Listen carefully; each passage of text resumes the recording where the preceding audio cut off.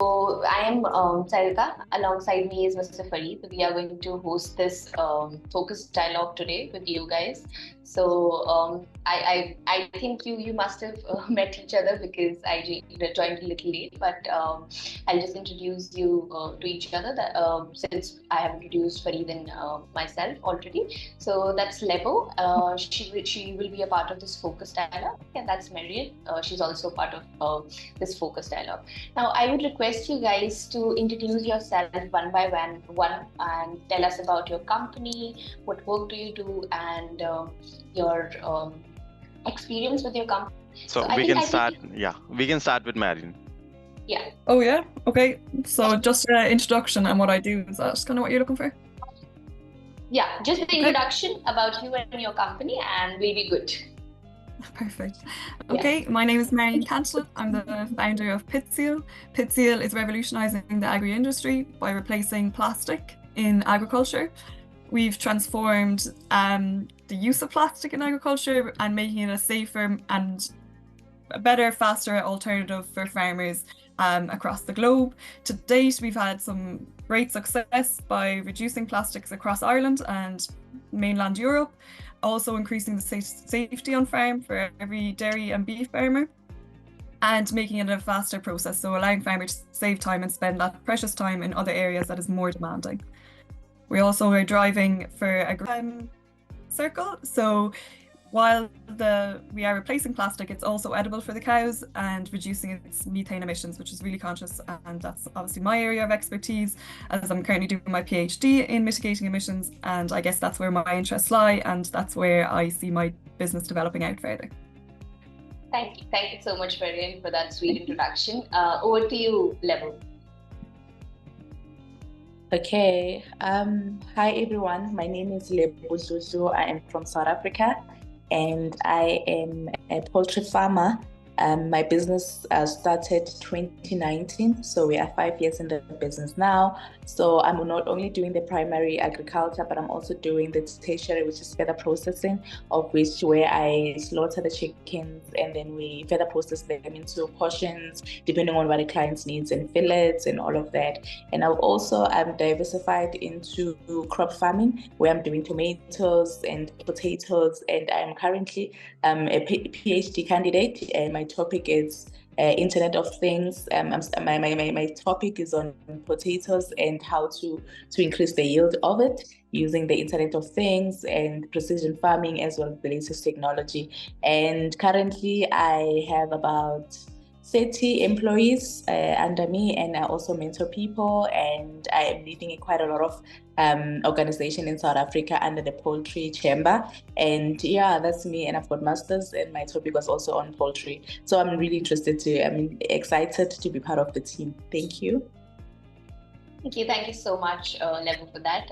So just to start with the question Q&A round, what we are going to do is we are going to ask you simple questions related to the topic challenges and opportunities of adopting digital technologies in the rural agriculture, as we discussed this earlier, right? So over to you, Farid, from here on. You can start with the questions. Sure. So thank you, Sarita. Now we have the introduction of Miss Marion and Lebo. Then we can start with the questions, right? So yes, my first question for the topic, that is challenges and opportunities of adopting digital technologies in rural agriculture. So my first question would be directed to Marion. So Marion, can you just let me know how does access to reliable internet and connectivity, along with government policies and regulation, impact the adoption of digital technologies in rural areas? Yeah, massively. I guess I have a slide deck prepared, but if you wanted just a conversation style thing, we can go with that too. Is that kind of what you're looking for? We can do the both. If you have some presentation, you can just share your screen. Yeah, if that works. You might let me know when you can see it. It's just a very, very short presentation, but I think it's easier to convey my points when you can see them. Yeah, it's yes, you can see it. Yeah, Okay, so yeah, I definitely think technology plays a key role, and obviously the infrastructure has to be there for rural farmings and for rural settings. For further growth of the rural digital economy, it's being facilitated in many countries by both the rollout of next generational network broadband and, of course, a growing impact on digital economy in any other economic sectors. But the real significance is the improved broadband services in the rural areas, and that lies complementary and is made possible by the rising stimulations of developments in these sort of technologies. So I have listed 5. I'm not going to focus on all 5 because, of course, it's a short kind of question. It's a very long-winded question, but a short answer is what I kind of want to get across. But it varies from between wireless broadband network systems to decision support tools, advanced robotics, automotive farm vehicles, and farm in the cloud. A lot of this you've probably seen on farms, but you have to have the foundation of a strong, reliable network to be able to build on this. So yeah, exactly. We've seen autonomous farm vehicles roll out here in Europe and predominantly here in Ireland. But what this allows farmers to do is the sensoring side of it and the technology that generates data for their own use on farm. And a lot of these sensors are crucial in the rollout. So you have sensors around pollution, toxins, temperature, water control. You're having a really nice, efficient farm and being able to monitor it at such minute details, because obviously weather has such an impact on how farming is done in this country, regardless of what type of farming you do. So being able to control this and being able to monitor it allows the farmer to be in a more stronger position to make accurate decisions in how his farm or her farm should be run in the future. One of the biggest ones here we have in Europe and predominantly in Ireland is a sensor technology for heat detection, which is a collar that the farm animals wear, the cows wear, livestock wears. So beef and dairy is quite large in Ireland. It's one of our biggest sectors, but this is a game changer for farmers at the moment, and it has been supported by government's grants and schemes, which I will discuss later on. But here's just a visualization of what it allows the farmer to do. It allows the farmer to isolate the cows that are needed to be bred and be able to monitor them in their breeding season, so allowing for 100% accuracy in terms of breeding and being able to predict his herd. If they're ever in difficulties in the breeding or calving season, he's able to isolate them and allow the vet to attend to them, or himself can attend to them. So really game changer, and it's been really, really successful. Of course, you have sensors and farm mapping. This is a really cool area for arable farming, and it's really taken off, which is allowing you to monitor it on your phone, but it's driven by drones and sensor controls. You still, of course, need your reliable network, but what you're able to do is once you've this uploaded, it will remain on your farm database forever and always, and you're able to make those adjustments. So you only need one session, I guess, if you want to call it that. So one day where the drones go up, monitor your whole farm, map your whole farm, and then you're able to plot your land and be able to isolate it. This ties in nicely with the robotic machinery, which I've just shown you earlier, as they feed off each other, they work off each other. And then going forward, yeah, we're moving towards this monitoring your farm on your phone, 24-hour farming, and DairySist has been one of the biggest ones to do it in Ireland at the moment, and Dairymaster has supported that. So that's been a private corporation partnership with co-ops in Ireland, and co-ops obviously are driven by the farmers here. But this is just a robotic milking system and robotic feeder you see down the bottom here for a dairy herd. So while I've touched on a lot of cool tech that's been driven out and really the benefit to it, I think the government intervention, this is very theoretical, but there's kind of 3 schemes it can go down through. You can go down the schemes and policy route, or the subsidies route, or market regulation. At the moment in Europe and Ireland, what we're seeing is schemes, policy and subsidies being highly used by governments.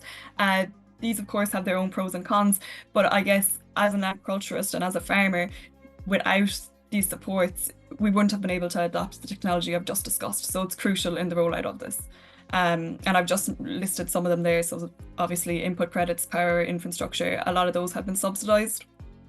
Obviously market regulation is more on the latter stages.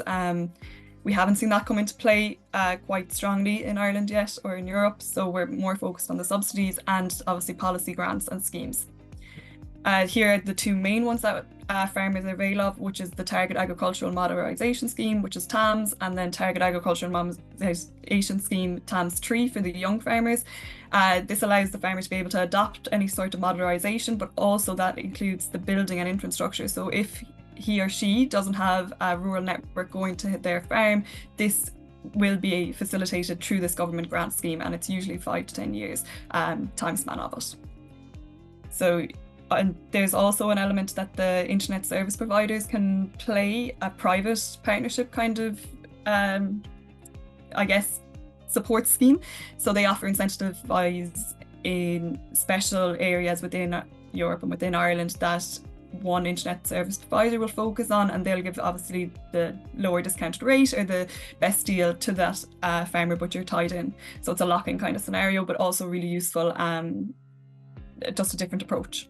And then of course we've had a massive rollout of training programs. A lot of our university infrastructures have a knowledge transfer element, especially if they're working in agriculture, and that's a massive section of the university or the institution that just focuses on rolling out digitalization onto farm. That may be just the simplest thing as using a laptop and trying to get the farmers to adopt maybe software technology, or it can be the high scale skills that you saw them actually rolling out, automated vehicles or mapping skills. So it varies, but they have been crucial in also the adoption, but in educating the farmers and allowing them to see the benefit of these digitalized farms and the supports that are available for them to utilize this.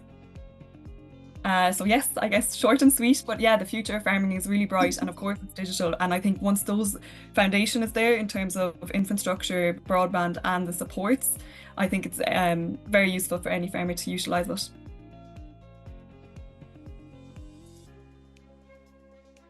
So thank you, Marion. It was very well presented, and the presentation was nice, and the way you explained the answer basically.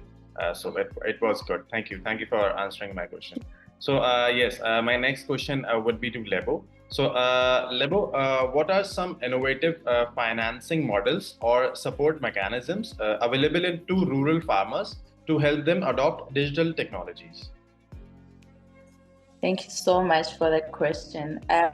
You know, I'm glad that my question is after the presenter, because it goes hand in hand with what she was actually presenting.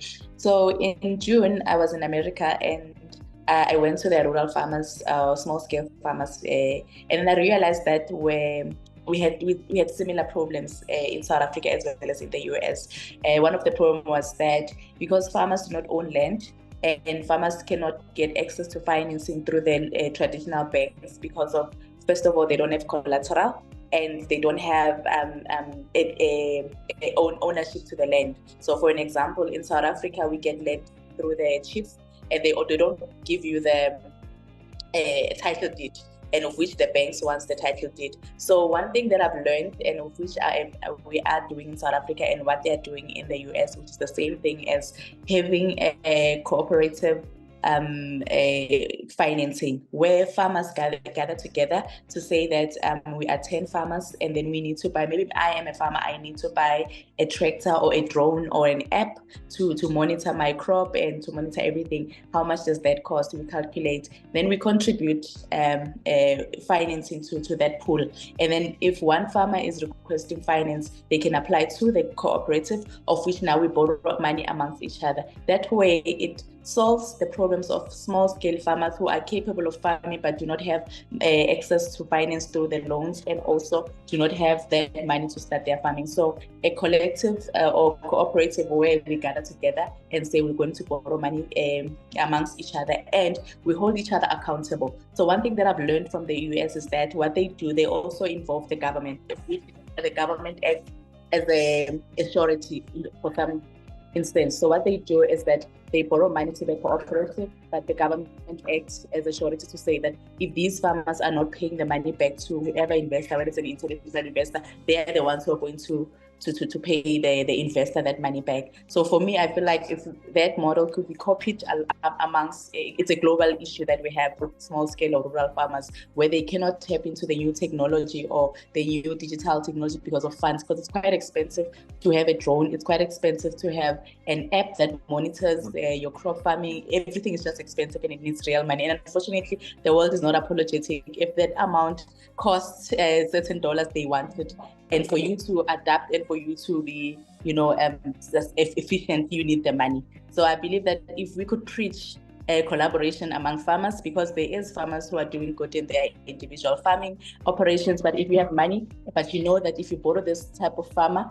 then the money comes back with interest. That way we are able to, work together as a team, whether it's rural, and we also introduce the government to come and assist where we lack. For an example, if we are 10 and then one farmer needs something that the money is exceeding to what we have, we can have the government to say, there's a 10 cooperative and we've tested the model. We've been running it for a year. This is what we are capable of. We have a community, we have a structure that says that if I've borrowed money, these are the things that I must do. And if one farmer is borrowing money and they cannot pay the money back, we have to agree amongst ourselves that each one of us will pay back that money so that it keeps on going on and it doesn't stop anywhere. So I feel like collaboration is the only key to this problem that we're having, because banks are a business on their own and they will not be apologetic that you're a small scale farmer, then they're going to give you money. No, they want interest, they are running a business. So collaboration for me is the best, and it's an innovative way for us to say, if I have this much money, then we can borrow each other with interest and it keeps growing and growing in there. So I think we should look into that. Thank you. Thank you for asking. And I totally agree with you that the collaboration is the best method to tackle with any situations, right? Okay. So thank you. Thank you for answering. So yes, my next question would be directed to both of you, right? So you can answer one by one. The first part can be answered by Marion, and the second part of that question can be answered by Lebo, right? So Marion, what are some of the main challenges that rural farmers face when adopting digital technologies in agriculture? And the second part of that question is, and how can these challenges be overcome? So should I repeat myself? Yeah, definitely. Sounds good. Thanks for the question. And I definitely think it's going to go on Lebo's points that she just discussed there. So I think there's two. I think there's a cost element and there's an educational element, and I think they can be addressed simultaneously. So for any farmer, obviously the cost of adopting these kind of technologies is going to be massive because it's a business after all. So on that business, it's going to take massive capital up front for any farmer to be able to support the adoption of the technology, but also the educational side of it. So I think you have to address both of them together, because once you play off the benefits, maybe the farmer mightn't be able to put down for the benefits, but it's places like the co-ops, so corporate organizations, maybe it's people like third parties that will come in when they see the benefit of this kind of technology.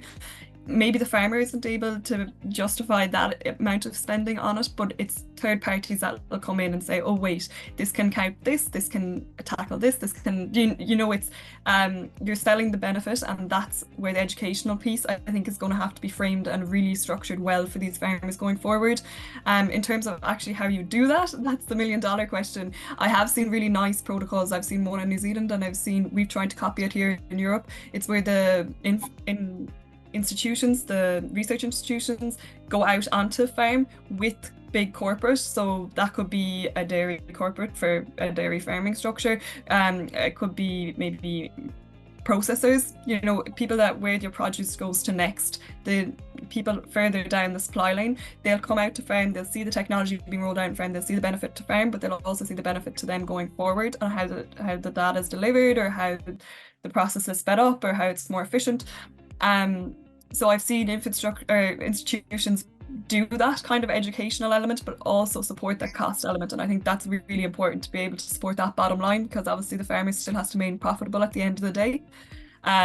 So I think infrastructures and institutions like that will play a key role in the rollout of it, but also in supporting it, because it's not just a one hit. It's going to have to be they're going to have to be there throughout the adoption rate, but also through the building, and then through the result stages of these technologies, because we talk about technologies as one group of things, but it's within that there's thousands of different tech that could be rolled out on farms, and there's different plans associated with each one. So you need basically a partnership in that they stay with you throughout all stages of it, the adoption stage, the implementation stage, and of course on the result stage. So I guess, sorry, that's a bit of a whirlwind of a way of answering the question, but I think I've kind of got across my point. Yes, thank you Marion, for answering that. Lebo, your point on this? Okay, I think Marion answered my part, how we close the challenges. So what I would rather do, I'll answer her question, which is, what are the challenges? The challenges for rural farmers is, the culture. the culture of saying that we've been farming like this for years, and then you find that for them to change their culture is quite difficult, and then they become resistant to change, and of which is going to make their life easy. So culture is number one. We need to teach the upcoming young people to be involved in agriculture so that they can assist the older generation of how to farm, the digital way. And then the second one would be lack of training. Is one of the challenges, because you find that the information doesn't get to them quicker because they are in the far rural ends, and you find that the extension officers or the government employees, they're also not adaptive to the technologies. They also use the old way, which is old people who are working for the government. So maybe if we could have young people joining in the agricultural space to teach them about the new ways, the AI, how to do this farming, more efficient. And then I think that also lack of funds, because as much as you can get, as much as they are there, but if you don't have funds to purchase these things, it's quite difficult for rural farmers to adapt to these technologies. So these are the challenges which I feel with the background that I have, is that also others are in the remote areas. They are far from the cities, far from these technologies, and all of these things are happening in the city life. And for them, information doesn't get much quicker than it would to someone who's farming in an urban area, so to say that. So yeah, I think how to overcome the challenges Marion has answered, the training, the collaboration, policy makers, they need to be involved, and we also need to have a voice from the rural people to say, what do you need? They need to be part of the policy making and decision making of because they know better. So it's difficult for someone who's in the city life or who's used to that to relate to what the rural farmers are, facing in terms of challenges. So if we could also include that in the policy making and the decision making, that will also close the gap, of which now the culture starts changes gradually, and eventually they'll adapt to the new technologies of how to farm. Thank you. Right. Okay. So as digitization in the rural sector is proving to be an advantage, but there are some disadvantages with that also, right? So cybersecurity is one of the main issue that comes with digitization of anything. So what are your views on this? So how to tackle that problem of cybersecurity? There has to be an educational element to it, because I think it's so vast, and you're rolling it out on maybe a farmer or a farm environment that wouldn't be tech savvy. So I think there is a whole educational side of it that first has to be the foundation before anything is ever rolled out, that this is the risks, this is what's associated, but this is also the benefits of it. And I think that should be mandatory, and then of course roll out and bring it in. But until there's an educational piece and actually explain to farmer what he's exposed to and what is the risks associated with this, I think it's very risky game just rolling out tech quickly and efficiently if you don't know the full precautions of it, because if you don't know the risks that are associated with it, how can you be in control of making a wise decision? So I think there has to be an educational element as a mandatory first step before actually availing of these kind of techs and cybersecurity issues. So, Lebo, would you like to add something to what Mariana has said? Yeah, I would like to add something. It's the same as what she's saying, the education element of it, which I feel like maybe we should be more intentional about assisting the rural farmers, the road shows, go and do these road shows, go to their farm, show them, because I think they are the ones who are at the disadvantage of being scammed, especially with this cyber security, because it's easy to scam an old person. You just say press, most of these spam where they come and just press this number and then all their money is gone. So that's why maybe the fear of now feeling free of doing this digital comes from, because they know that, hey, there's too much scammers. So if we could do that and have a government, I think if government can be more intentional about this with the policies and assisting them and having some budget to say, we have this budget to training these farmers about cybersecurity and putting more money on it, and actually ensuring that they are spam in terms of the app and education part it's the best, and the training. Yeah. Right. So can I just add on to that one as well? I think there should be, once it's rolled out, there should be like an advisor in the IT space that is at the other end of the phone to the farmer if anything does come away, or if he or she is cautious to do something, you know, I think there should be that kind of nearly assistant kind of AT or IT guy there for support throughout the adoption, if that makes sense. So to always have basically a soundboard that a farmer can voice his opinion if he's not sure about pursuing something, or if he or she thinks it could be a bit of a scammer, it could be a bit dodgy, that there is someone in that space that's an expertise that can just be at the end of a line and say, yeah, pursue or don't pursue. I think that needs to be there too. Yeah. Right. Agree with both of you. Like cybersecurity is one of the biggest issue in any field nowadays. So yes, okay. Thank you for answering all the questions. I guess we have covered enough questions for related to challenges and opportunities in rural sector, digitization of rural sector. Right. So I would like to thank both of you for joining this webinar and taking your time out for doing this. So thank you so much. Thank you for joining, and see you at the AgriNext conference. Thank you, guys. Thank you. Thank you so much. Thank you so much. I wish you a good day. Thank you, guys.